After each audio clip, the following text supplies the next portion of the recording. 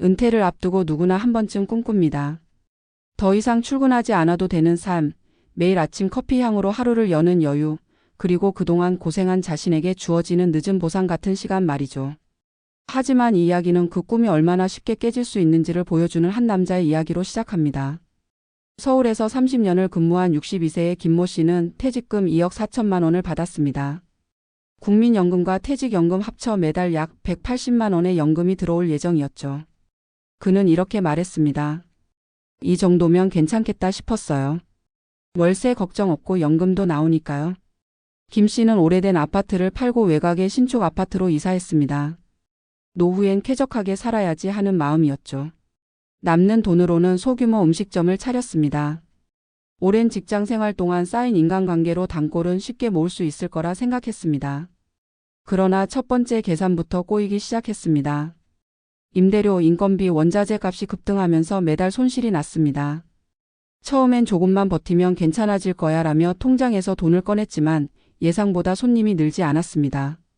코로나 이후 소비 심리가 위축된 탓도 있었죠. 1년 반이 지나자 퇴직금은 바닥이 났습니다. 대출을 받아 가게를 이어갔지만 결국 문을 닫을 수밖에 없었습니다. 남은 건 빚 8천만 원과 매달 나가는 이자였습니다. 문제는 돈만이 아니었습니다. 그는 말합니다. 돈이 없으니 자신감이 사라지더군요. 가족에게 미안해서 눈도 마주치기 힘들었어요. 그가 가장 힘들었던 건 돈보다도 내가 실패했다는 감정이었습니다. 매일 아침 일어나면 습관처럼 통장을 열어봤지만 숫자는 늘 줄어들었고 그럴수록 삶의 의욕도 함께 빠져나갔습니다. 이런 사례는 결코 드물지 않습니다. 통계청 자료에 따르면 퇴직금으로 창업을 시도한 은퇴자 중 70% 이상이 3년 안에 실패를 경험합니다. 특히 60대 이후 창업의 주요 실패 원인은 시장 변화에 대한 대응력 부족과 초기 비용 과다 투자로 분석됩니다. 김 씨처럼 조금 더 나은 노후를 꿈꾸며 시작했지만 결과적으로는 노후 자금 전체를 잃는 경우가 많습니다. 경제적 손실은 곧 심리적 불안으로 이어집니다. 한 연구에서는 은퇴 후 자산이 급감한 사람들의 우울감 지수가 그렇지 않은 사람보다 2배 이상 높다고 나타났습니다. 특히 남성 은퇴자의 경우 사회적 역할 상실과 재정 불안이 겹쳐 심한 무기력과 자존감 하락을 겪는다고 합니다. 김 씨도 그랬습니다. 그는 퇴직 전에는 회사의 중간 관리자로 늘 누군가를 챙기는 역할을 했지만 은퇴 후엔 누구도 자신을 필요로 하지 않는다고 느꼈습니다. 돈이 있을 땐 내가 중심이었는데 돈이 떨어지자 존재감도 함께 사라지는 기분이었어요. 이 시점에서 가족 관계도 흔들립니다. 배우자는 불안한 눈빛으로 현실을 묻고 자녀들은 괜찮아요라고 말하지만 표정엔 걱정이 묻어 있습니다. 그 모든 것이 김 씨의 어깨를 더 무겁게 만들었습니다. 그는 어느 날 이렇게 고백했습니다. 가족을 위해 일평생을 바쳤는데 이제는 그 가족이 나를 걱정하게 됐어요. 하지만 이야기는 여기서 끝나지 않습니다. 빚을 정리하고 다시 일자리를 찾기 시작한 그는 지역복지관의 시니어 재취업 프로그램에 등록했습니다. 식자재 관리, 물류센터 보조, 공공근로 등 낮은 임금의 일이라도 스스로 다시 사회와 연결된다는 사실이 큰 위안이 되었다고 합니다. 그때 깨달았어요. 노후엔 돈보다 흐름에 계속 참여하는 힘이 필요하다는 걸요. 전문가들은 말합니다. 은퇴 후 자금을 모두 묶어두는 올인형 투자는 가장 위험한 선택이라고. 특히 창업이나 부동산 같은 변동성이 큰 분야보다는 유동성과 안전성을 확보하는 것이 핵심입니다. 노후의 재정 설계는 얼마를 벌까보다 얼마를 지킬까의 관점으로 전환해야 합니다. 그리고 또 하나, 은퇴 이후의 삶에서 가장 중요한 건 재정적 회복력뿐 아니라 심리적 회복력입니다. 실패한 자신을 탓하기보다 그 실패 속에서 다시 설 방법을 찾는 태도 말이죠. 김 씨는 이제 매일 아침 커피를 내리며 자신에게 이렇게 말한다고 합니다. 돈은 잃었지만 인생을 배웠다. 아직 나에겐 하루가 남아있다. 이 이야기는 은퇴 후 자금이 줄어드는 공포를 넘어 무엇을 지키며 살아야 하는가를 되묻습니다. 은퇴는 끝이 아니라 새로운 계산의 시작입니다. 돈의 숫자보다 더 중요한 건 다시 일어설 의지와 사람과의 연결, 그리고 자신을 믿는 마음입니다. 그 마음이 있다면 잃은 돈보다 더 큰 것을 되찾을 수 있습니다. 은퇴 후 삶은 누구에게나 두 번째 인생이라는 말로 포장되지만 그 안을 들여다보면 대체로 현실적이고 때로는 잔인하다. 직장을 떠나면서 동시에 사회적 역할과 경제적 안전망을 함께 내려놓기 때문이다. 퇴직금과 연금이 있으면 괜찮을 거라 믿지만 그 믿음은 생각보다 쉽게 무너진다. 고정 수입이 끊긴 상태에서 돈이 줄어드는 속도는 상상보다 빠르고 심리적 불안은 숫자보다 훨씬 깊게 스며든다. 사람은 돈이 떨어질 때보다 내가 통제할 수 없다는 감정을 느낄 때 더 큰 절망을 경험한다. 그래서 은퇴 후 재정 위기는 단순히 돈의 문제가 아니라 존재감의 문제로 이어진다. 한때는 팀장, 부장 혹은 사장이라 불리던 사람이 이제는 매달 카드 결제일을 두려워한다. 김모 씨의 사례처럼 퇴직금을 투자해 실패한 사람들은 그 돈을 잃은 사실보다 자신이 세운 계획이 틀렸다는 자책으로 무너진다.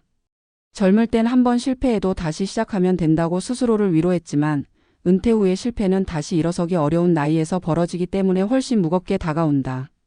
게다가 나이 든 후의 실패는 사회적 시선까지 동반한다. 이 나이에 뭘 새로 하겠어라는 주변의 반응은 은퇴자들을 침묵하게 만든다. 실패한 은퇴자들의 공통점은 의외로 단순하다. 첫째, 한 번에 해결하려는 마음이다.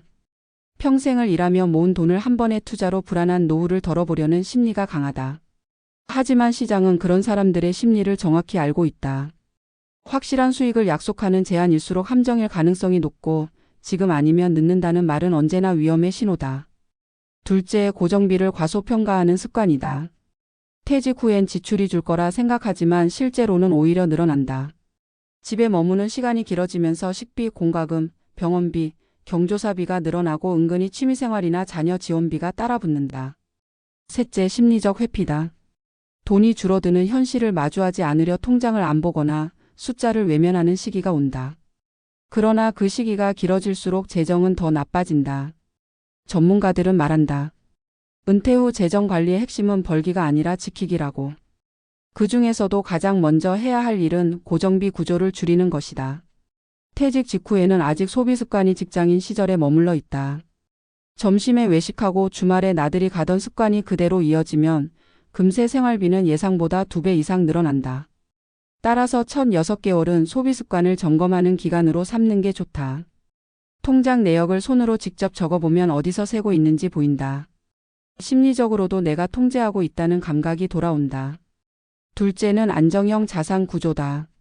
퇴직금과 연금은 본질적으로 소득 대체금이지 투자금이 아니다. 이를 주식, 부동산, 창업 등에 몰아넣으면 위험하다.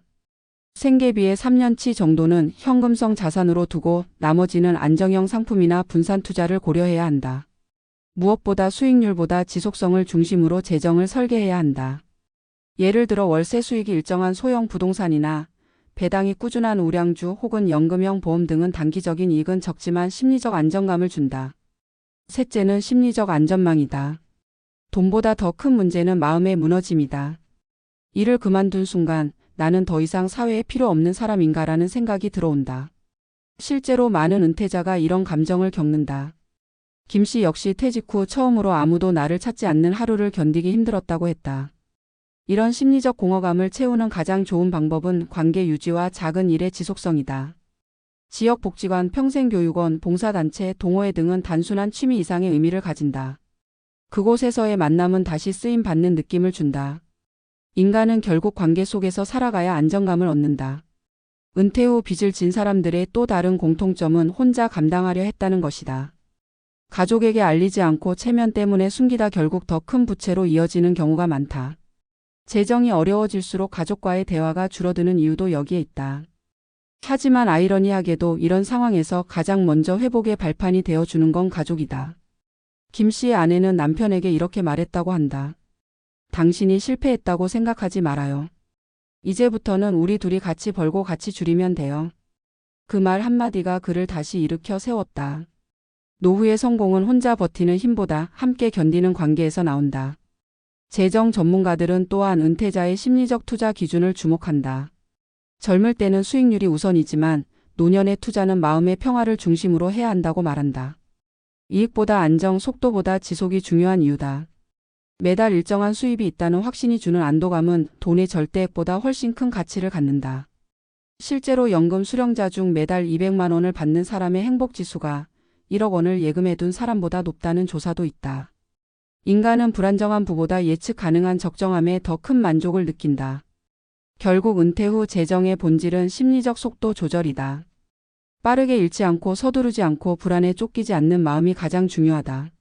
인생의 전반전이 성장의 시간이었다면 후반전은 조율의 시간이다. 줄이고 버리고 새로 익히는 과정에서 우리는 다시 자신을 단단하게 만든다. 빚을 진 은퇴자도 실패한 창업자도 다시 삶의 균형을 되찾는 사람들은 공통적으로 이렇게 말한다. 나는 돈을 잃었지만 인생을 이해하게 됐다. 노후의 진짜 위기는 돈이 떨어지는 순간이 아니라 스스로를 포기하는 순간에 온다.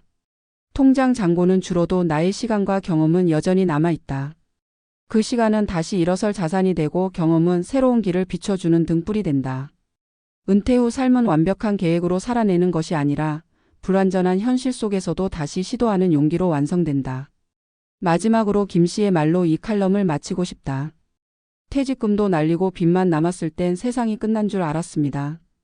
그런데 지금은 아침마다 감사 인사를 하며 일합니다. 실패가 내 노후를 망친 게 아니라 내 노후를 다시 일으킨 시작이었습니다. 은퇴는 끝이 아니다. 돈을 잃어도 다시 벌 수 있고 관계를 잃어도 다시 맺을 수 있다. 하지만 마음을 잃으면 모든 것이 멈춘다. 우리는 누구나 두 번째 기회를 가질 수 있다. 그 기회를 붙잡는 힘은 돈이 아니라 다시 시작할 수 있다는 믿음에서 나온다. 그것이 결국 은퇴 후 삶을 지탱하는 가장 강한 자산이다.